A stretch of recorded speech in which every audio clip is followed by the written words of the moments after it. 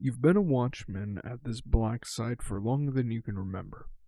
Humanity says that it is working on some grand, important project that absolutely needs to be seen to completion. The fact of the matter is, you don't know what's going on. But that doesn't surprise you. It's well above your pay grade. Your job is to stand in the watchtower, your rifle in hand, watching for any approaching enemies. Needless to say, being out in the middle of a desert, it's uncommon for anybody to approach. As a result, you've gotten rather relaxed in your duties. You still take it seriously. You understand this place is important. Its security is of the utmost importance. But the fact of the matter is that you consider other things to be far more important than looking around at all times. You're just about to finish one of your rounds when, at the very last second, you notice something off in the distance. Something that doesn't belong. You can't quite make it out, so you decide to raise your rifle and look through the scope. What you see is bizarre, to say the least. It's a man. A lone man. In a great, pure white greatcoat. Around the collar appears to be some fur. Thick, black combat boots, and what appears to be flak pants. You can't really identify anything else, but needless to say, somebody approaching with what seems to be winter attire is rather bizarre. You look at the thermometer nearby. It's well over 100 degrees. How exactly this man is walking around in such equipment is an utter unknown. But again, you can't make out much detail.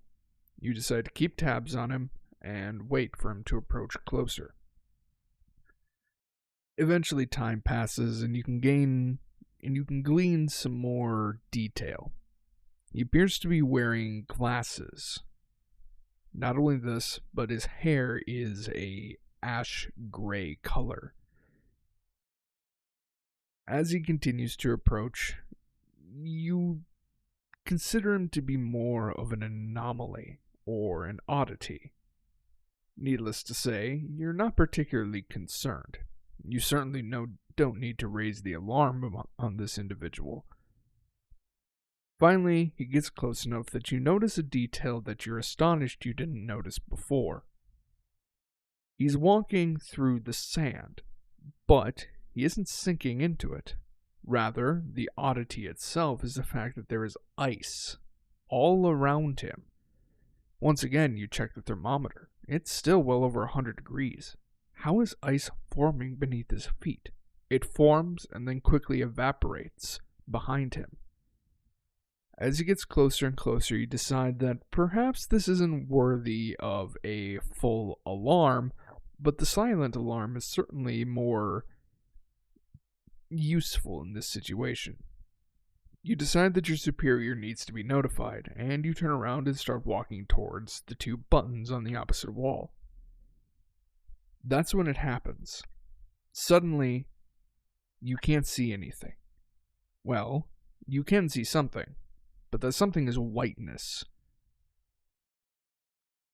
As you pay attention more, you realize that it's not just whiteness, it's cold, it's snow. You raise your hand in front of your face. You can't even see it. You touch your hand to your nose. You still can't see it. Whatever is happening, you are completely and utterly blind. All you can see is the snow as it whips past. Then you notice something. Your feet are frozen to the ground. Not thickly. You can easily just pry your boots off of the floor. But needless to say, there is ice growing. You can no longer see the alarm, but you decide that whatever is currently happening, it has to be because of this individual. And you decide that an alarm, either one, would be perfect for this situation. You can't exactly see the alarm anymore, but you know the general direction. You reach out and you feel cold ice, thick over each of the buttons. You decide to take up your rifle and slam one of the buttons with the butt of your rifle. That's when you notice something. Your clothes are starting to get stiff. The fabric itself starting to freeze in the frigid temperature. If you move, you can easily break it, but each time that you shatter the ice in your clothing, it gets thicker next time. Each time you raise your feet from the floor, breaking the ice, this ice grows further and further. Finally, you manage to swing the rifle, and it collides with one of the buttons. Luckily, it's the full alarm. Sirens scream out across the battlefield. However, it doesn't seem to matter. At this point, you can barely even move, the ice itself in thick sheets as it grows across your entire body. Oddly enough, when it comes into contact with your skin, it doesn't feel cold. Or rather, your body doesn't register the sensation of cold. Finally, it gets to the point where you can't move at all. You never see the attack that ends your life. All that you know is that suddenly you're there, and then you're not. It turns out that your entire body was frozen completely and utterly solid, turning into nothing more than ice, as a sharp icicle collides with the back, and you shatter into nothing more than dust. You wouldn't know this, as you've already passed, but that individual who is approaching this entire time has just reached the front door. In today's episode, we're going to be talking about Izaiah Tempra, known as the Winter General, the role he plays within the Sirtan Empire, and why he is such an absolute menace on the battlefield. Now, we don't have much lore on Izaiah's background. He comes from an unspecified planet, from an unspecified kingdom. What we do know is that this kingdom, at the very pinnacle of their military, were 5 individuals known as the 5 Shining Generals. Whilst they were certainly nowhere near on the same level as the old-school 10 natural disasters, they were nevertheless the most powerful mages that existed, at the very least within their kingdom. We also know that at some point a war broke out with what this kingdom called the Heaven Warriors. I think it's safe to assume that these Heaven Warriors are most likely the Sirtan Empire. Interestingly enough, 2 of the Shining Generals decided not to engage these Heavenly Warriors. These individuals being Izaiah himself, as well as another individual known as Leon, which we'll get into a later episode before we get to the Ruin War, as he is a very important individual. A large amount of time passes, and the next time that we see Izaiah, he is a member of the Sirtan Empire, being nothing more than a common soldier. At this point, he still only wields ice magic. Certainly abnormally powerful as far as cryomancers go, but nothing particularly amazing. However, eventually, Izaiah manages to work his way up to the first officer rank. Now, I believe we've talked about this in the past. The Sirtan Empire's ranking system for the military is very simplistic, and it doesn't require any complex structure like with modern militaries. There is the rank and file soldiers. Followed by that are the 2 officer ranks, these being lieutenant and captain. Followed by that with the upper officer rank, known as general. After that are the 4 Sirtan commanders, then the High Sirtan Commander, and finally the Sirtan Supreme Commander. Getting back on track, Izaiah at this point has just become a lieutenant, which means he's in charge of an entire squad of soldiers. As he continues his career, his officers eventually notice that the longer Izaiah is in charge of his group, the fewer casualties they have.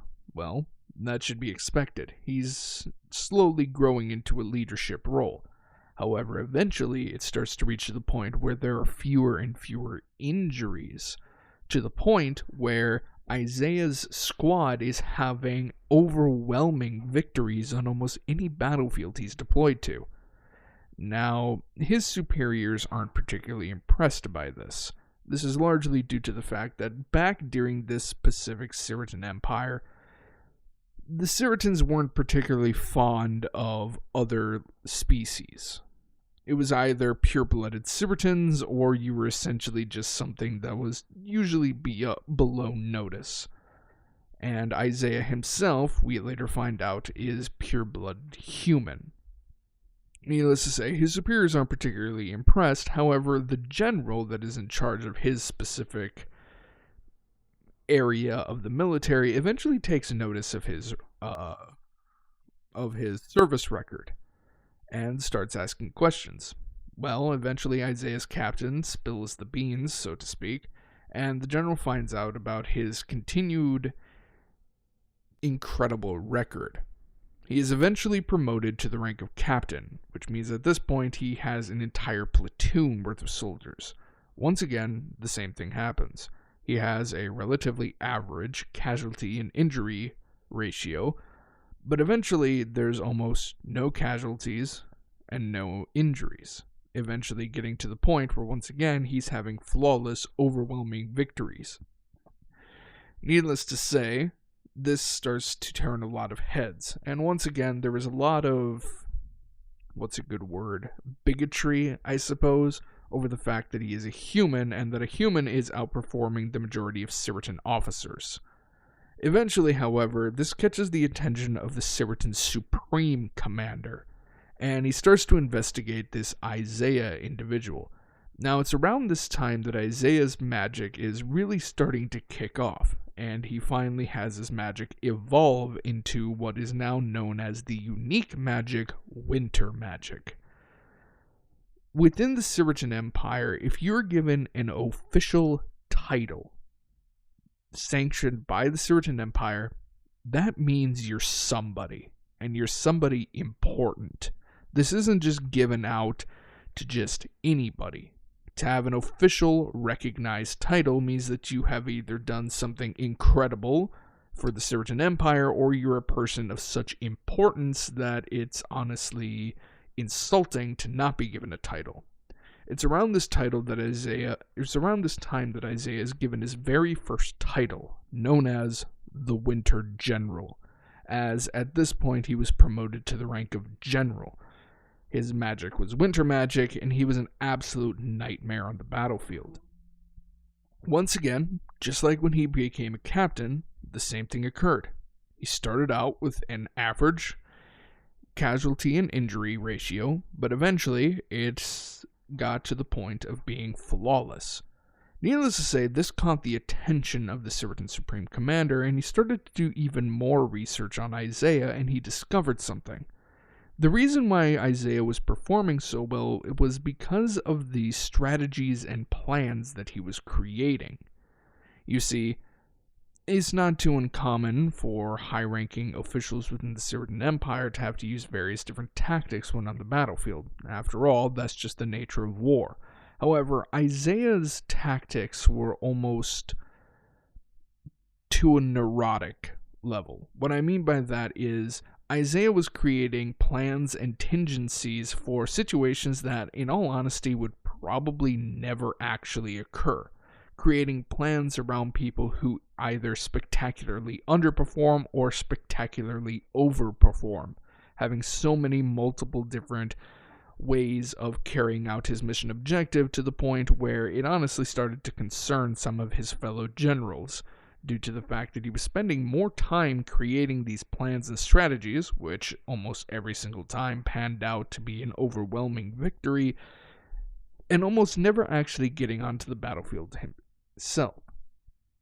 Eventually, however, a position within the Siritan commanders opened up due to the recent death of the commander that was in charge of all standard armed forces.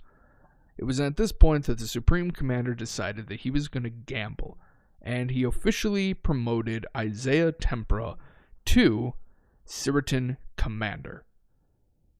At this point, he was given a secondary title, Now, as I said before, if you're given an official title, you're somebody important.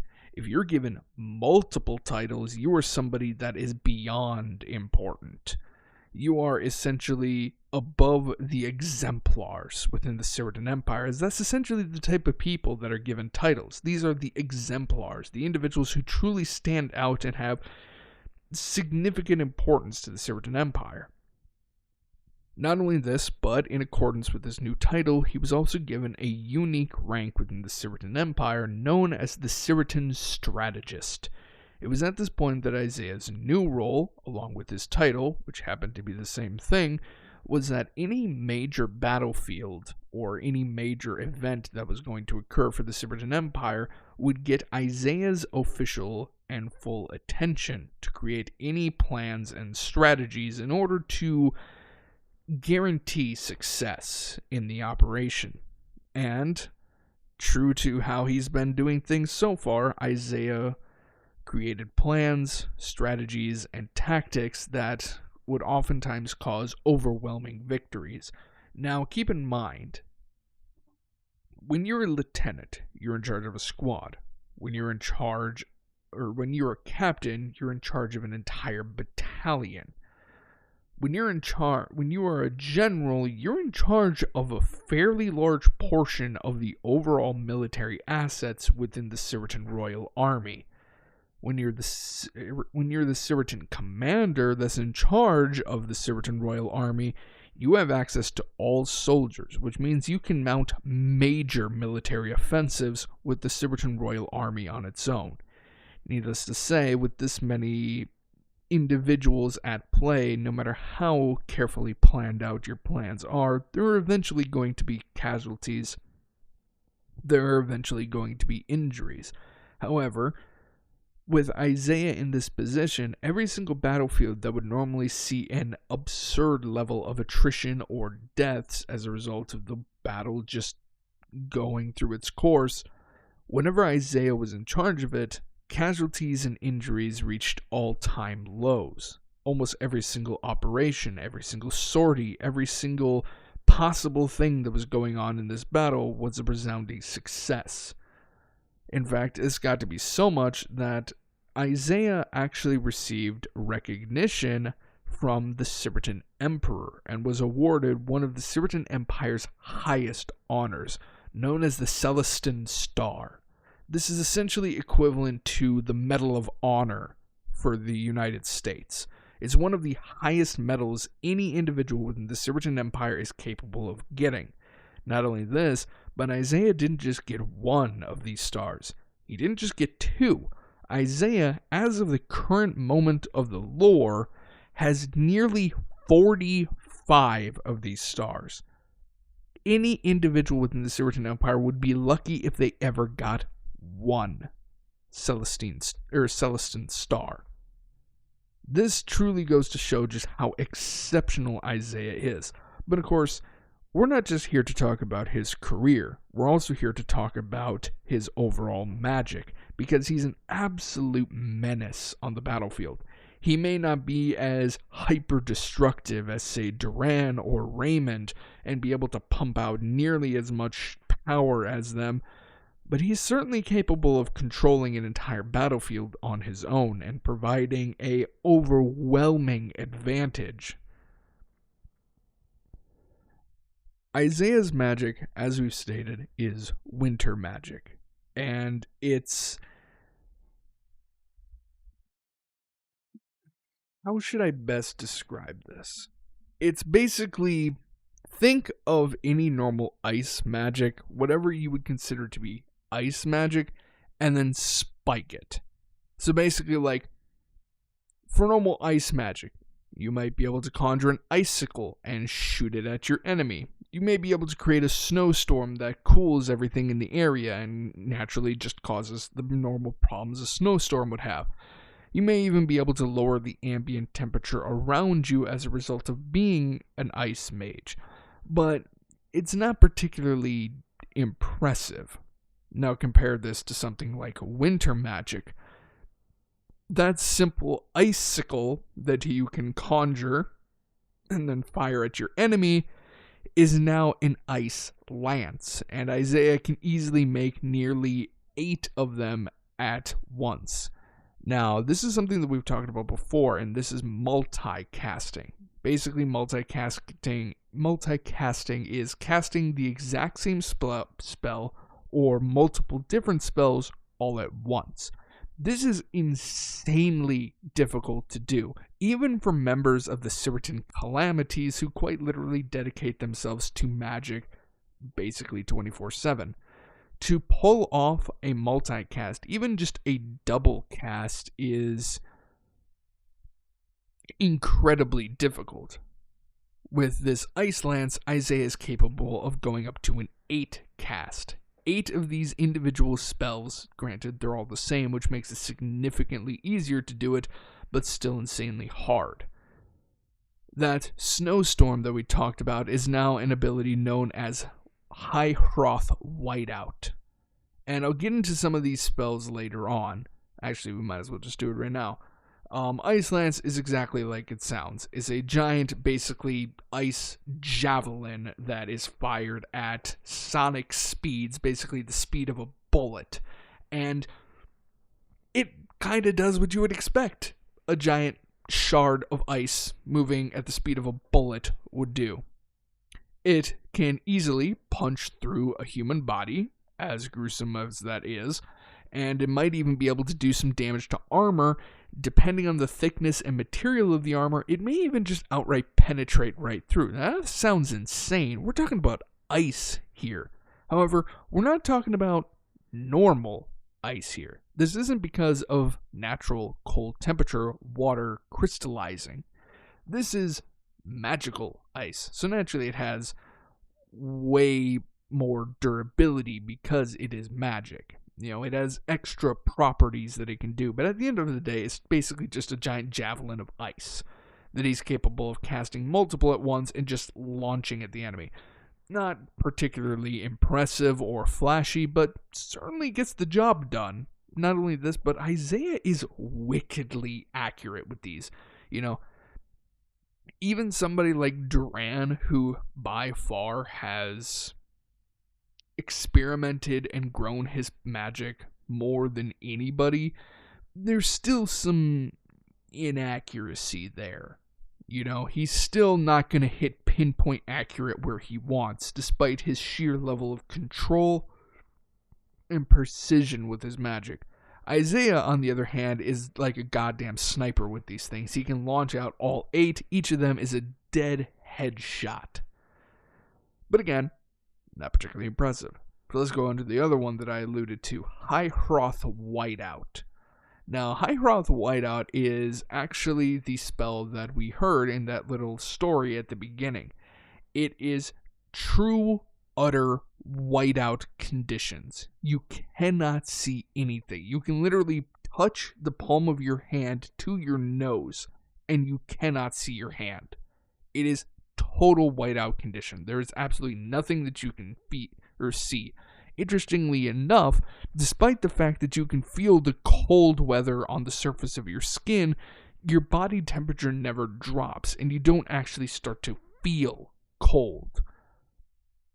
Whether or not this is intentional is unknown. Izaiah also has another ability known as global cooling. Global cooling is exactly like it sounds. It's a massive area around him where he lowers the ambient temperature to the point where ice starts to form. And this is the second part of that story, how the ice would regrow thicker every single time. That's what this spell does. He also has a number of other spells that we didn't hear in the story, such as such as Absolute Zero, which is essentially just a massive blast of wind at absolute zero, which basically instantaneously freezes whatever is in front of it. He has, I don't have a name for a lot of these spells, but he can basically conjure like multiple ice blocks in the area to use as defenses. He can create a frost detonation at a location, which is essentially the absolute zero spell, but far more controlled.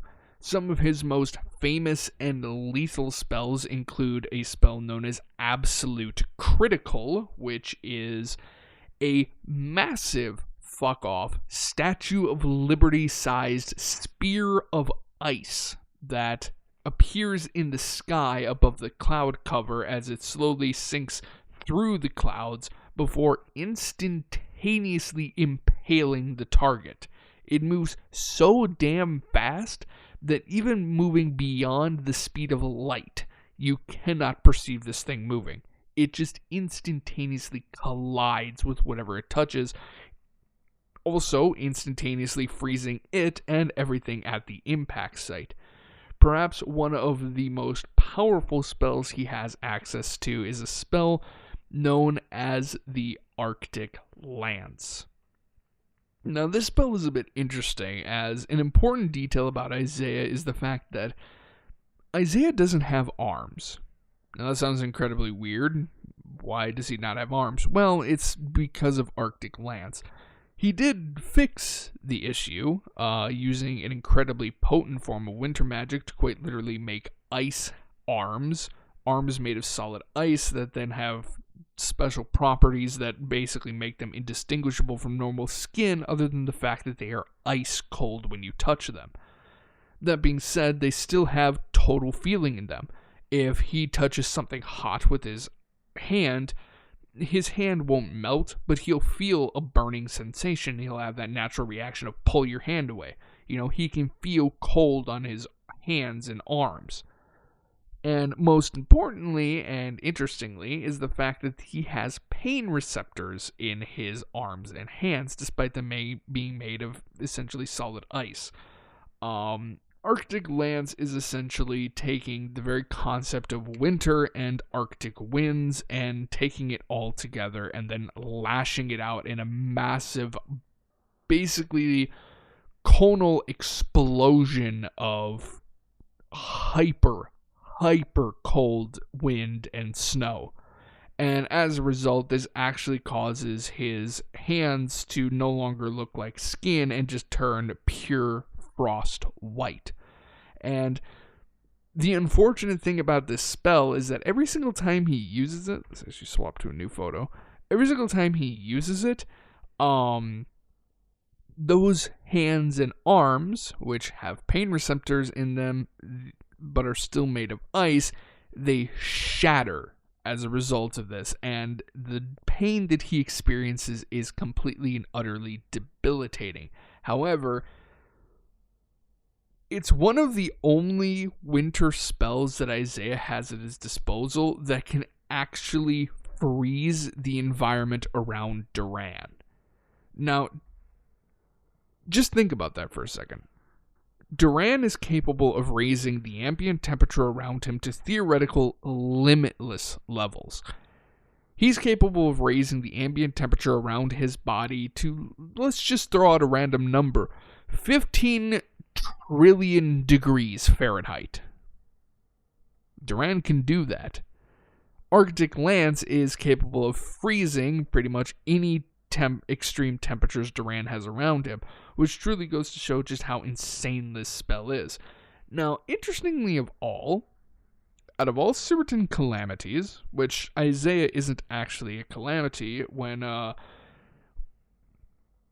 around the time that Izaiah became a commander, he was officially promoted to a certain natural disaster, one of the 10 great natural disasters. Specifically, he was the 4th certain natural disaster. Eventually, as we get closer and closer to the Ruin War, the Natural Disasters Project was created and the 10 Great Natural Disasters was dissolved. Now, to be fair, of the original 10, there weren't really a lot of them still alive at that point, and it was rebranded as the Siritan Calamities. The Siritan Natural Disasters was now the Natural Disasters Corps, or the Mages Corps, due to the Natural Disaster Project, which was basically make natural disaster level magic synthetically within Siritan mages, which turned out to be a resounding success. Izaiah didn't qualify to be a Calamities, but he was guaranteed as one of the top 5 natural disasters, which after the Ruin War would be rebranded as the Siritan Calamity Candidates, where Izaiah currently sits. Now, amongst all of the Siritan Calamities, as well as the Siritan Calamity Candidates, there are only 2 individuals who have ever fatally injured Duran. One of them was because Duran was not taking things seriously, and it damn near killed him. That was the 8th Siritan Calamity, the Crimson Samurai Benimaru, where they went on into a one-on-one duel, and like I said, Duran was not taking it seriously and damn near died as a result. The only other individual to have nearly killed Duran in battle is Izaiah Tempra. Now, interestingly enough, their personalities are relatively similar. Izaiah is a very cold and calculated type of individual. He has absolutely no love and no compassion for his fellow man, even if they are loyalists to the Siritan Empire. To him, it's all just essentially the equivalent of bullets. Every individual soldier has their worth, and when that worth is spent, all that's left is the casing. That being said, he isn't an individual who wastes his supplies, which, like I said, is essentially what he considers the men under his command. They are nothing more than supplies. They are bullets to be used in the war, but he's going to be as sparing as possible. Duran, on the other hand, is just a moody son of a bitch who just broods in the background all the time. He is incredibly stoic, but usually rather annoyed at the fact that anybody would dare to approach him, even a fellow Calamity, as nobody is really worth his time or attention. Bizarrely enough, not only that, but Duran has molten magic, Izaiah has winter magic. The two are the closest things that you'll ever see for these two as being friends. They don't consider themselves to be friends, but they're the only individuals that each of them can actually tolerate to be around, bizarrely enough. You would think that these two would really not be fond of one another, as although Duran absolutely hates being bothered by anybody, he does value the life of a fellow Siritan. In fact, he will do a significant amount to ensure their safety. Now, if they get in the way as he's casting a spell, he'll try to pull the spell, but if he can't do it in time, well, you really shouldn't have been there. You shouldn't have walked in front of the spell. You knew what was going to happen. Now you're nothing more than a pair of smoking boots. You shouldn't have been there. Whereas Izaiah, he's not necessarily callous or anything like that. He isn't cruel, but it's he has no love for any Siritan, like I said. And you would think that this would naturally conflict with one another, but the fact of the matter is, like I said, the two tolerate each other more than they tolerate anybody else. You know, Duran doesn't tolerate any of the Siritan calamities. He doesn't tolerate any of the members of the Siritan military or of the Siritan civilian caste. The only person that he actually likes and respects being the Siritan Emperor, and that's solely because they're, well, the fucking Siritan Emperor. I mean, hell, he doesn't even tolerate the Siritan Empress or the Siritan Imperial Prince. Whereas, like I said with Izaiah, he just really doesn't like anybody. He doesn't value the life of anyone, but he kind of tolerates Duran enough to be willing to stand next to Duran during a war situation, simply because he knows that Duran probably isn't going to annoy him with needless and pointless questions on his orders.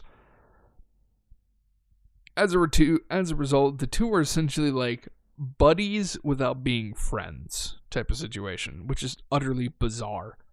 But, what was the original purpose of that rant? I don't actually remember. Yeah, I don't remember the original purpose of that rant. But anyway. Wow, I completely derailed myself.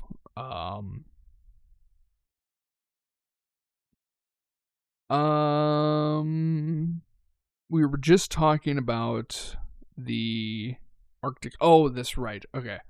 So, yeah. The Arctic Lance is capable of basically nullifying almost every single spell that Duran has thrown at him, and like I said, 2 people have ever come close to killing him. We talked about Benimaru.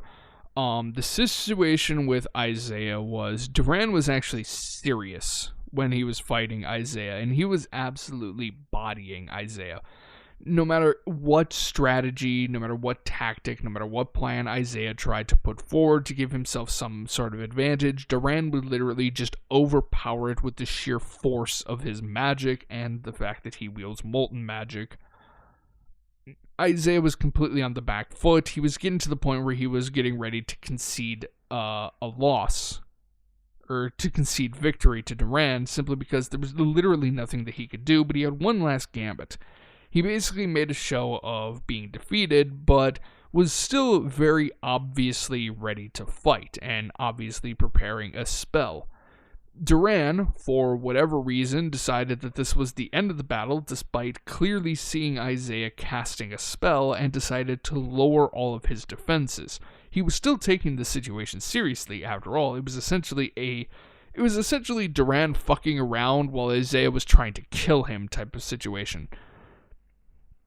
For whatever reason, Duran lowered all of his defenses right as Izaiah was casting Absolute Critical. This massive Statue of Liberty-sized spear then impales Duran, nearly freezing him solid in an instant, and almost severing him in 2, nearly cutting him clean through. The only saving grace is, despite the fact that it moves instantaneously, Duran had somehow caught it in his hand. And whilst the very point of it went straight into his body, and the very absolute point of it went clean through his body, he managed to catch it with his hand just enough to prevent himself from being bisected. And needless to say, he swelled up the temperature around him, melting the spear enough for him to escape, and then immediately received medical attention as, like I said, it damn near cut him in 2. It's the only other situation in which Duran has been fighting a certain calamity or calamity candidate and damn near died as a result of the battle. But so, let's see, what else can we talk about with Izaiah? There's really not that much. I mean, that's really it. You know, I could go over his service record, but there's not really much of a point, largely because it's just a lot of Izaiah won this battle, Izaiah won that battle, this battle had almost no casualties, this battle had no injuries whatsoever. You know, it's a lot of just saying that he's winning over and over again, because he really is the Certain Empire's primary strategist.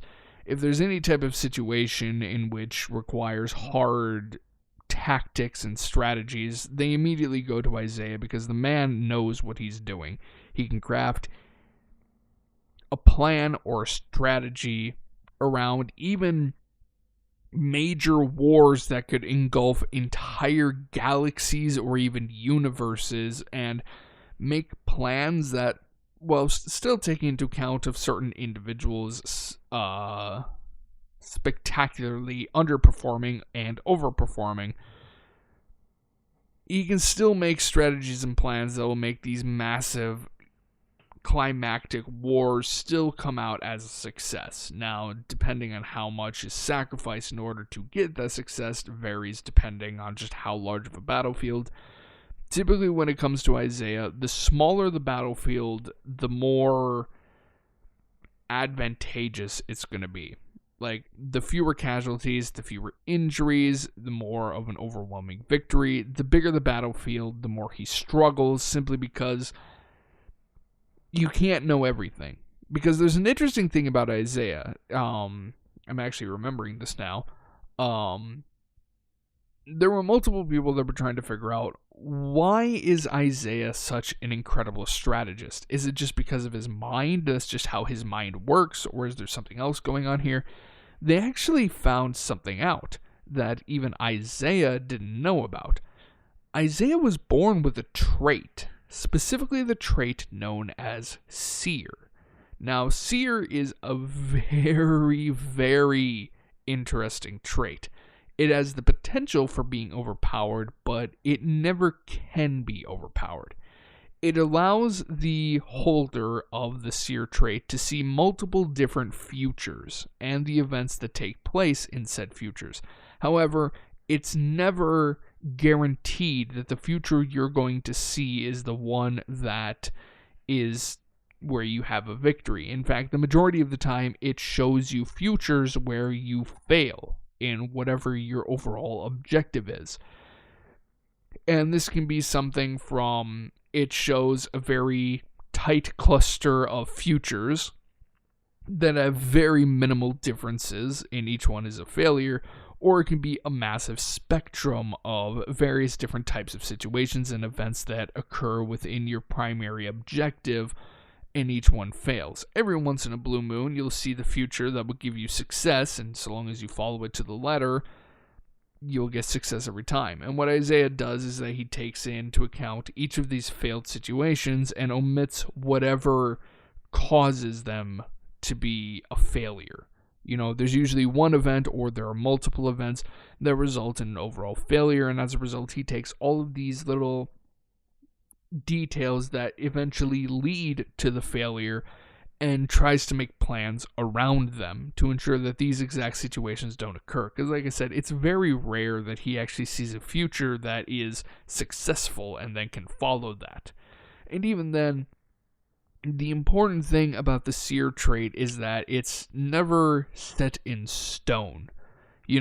He can see a future where it's guaranteed that if he does every single step in this, he's going to get victory.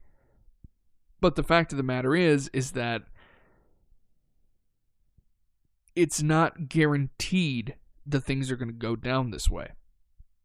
He can see the future, and he can build every single plan and strategy around ensuring that these specific events and situations occur to have the highest chance of gaining this successful future. But the fact of the matter is that there are situations and there are variables outside of Izaiah's control. No matter how much he plans around trying to force these situations to occur, there are still variables that are outside of his control. As a result, he doesn't just gamble everything on this one vision that he had that shows a guaranteed victory, because chances are, like I said before, there are individuals who spectacularly overperform, but then there's also individuals who spectacularly underperform. And this can cause massive problems, which is why Izaiah builds all of his strategies around avoiding the pitfalls that would lead to loss. But so yeah, I think I'm going to leave the episode there. Izaiah is an important character, obviously. When we get into the actual Ruin War itself, we'll go more in depth on why Izaiah was so important, but overall, there's not a whole lot of information about him. He's been around for a very long time. He does possess immortality, so he can live basically forever unless he gets killed. But it's just a lot of victory over victory, or victory after victory after victory. But so I hope you guys enjoyed this, I believe, much shorter episode, simply because there's, again, not that much about him. And I hope you guys are looking forward to Wednesday and Friday's Surviving Mars episodes, as well as Saturday and Sunday's live streams at noon Central Standard Time, where we're doing RimWorld on Saturday, and we're doing most likely Modded Survival Season 2 on Sunday. And then coming right back here on next Tuesday, where we are doing High Silverton Commander Zion. So that one will actually be a fairly long episode, I have a feeling, because the dude has so much lore behind him. But, so yeah, until then, guys, see ya.